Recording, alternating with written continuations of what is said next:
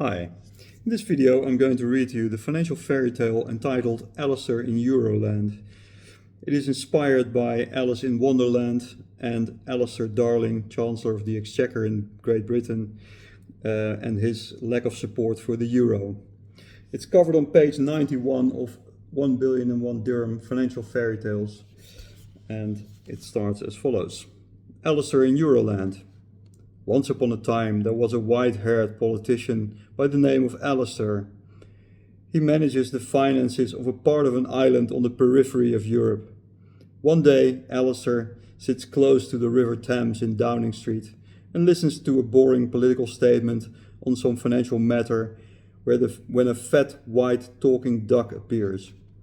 The duck looks at his watch all the time and mumbles, "It is very late, almost too late." Alistair follows the delicious-looking duck immediately, wondering why it is so fat. After following the duck for a long way, the duck waddles into a hole in the ground with the words Eurotunnel on it. Alistair tries to follow, but his ego does not fit in the tunnel.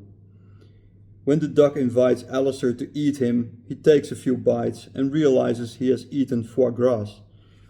His ego shrinks enough to make him fit through the Eurotunnel.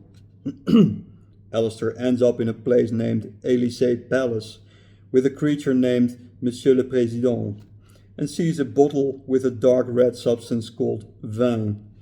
He drinks a glass or two, has another bite of the foie gras. The escargot, if he offered, make him all slow. His ego dilutes further underway in the lake of a European flavor that stretches to Brussels. In the lake, various creatures emerge. The first creature, named European Commission, tells Alistair a dry story about its life, in order to dry up everyone coming out of the lake. He starts with Jean Monnet, founder of the European integration, but Alistair is not really interested. He moves on until he bumps into the European Stability Mechanism.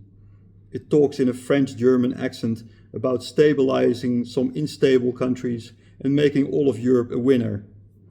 Alistair does not understand this creature and carries on.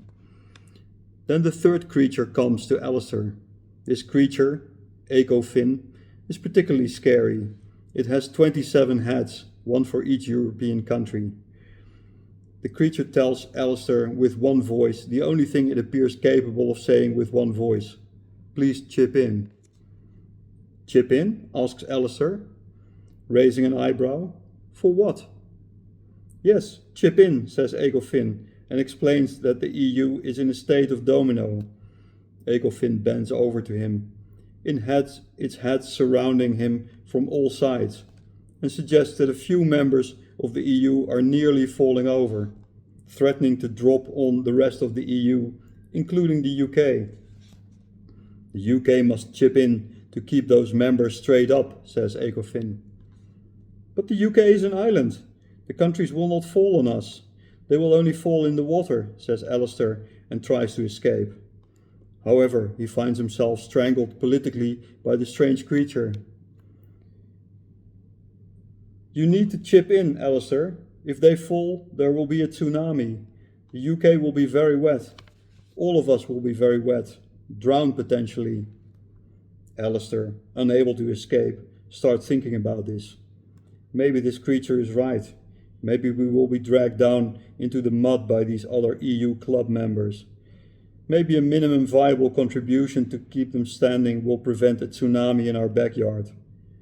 But why did we join this club in the first place if we need to share this pain? What's the gain?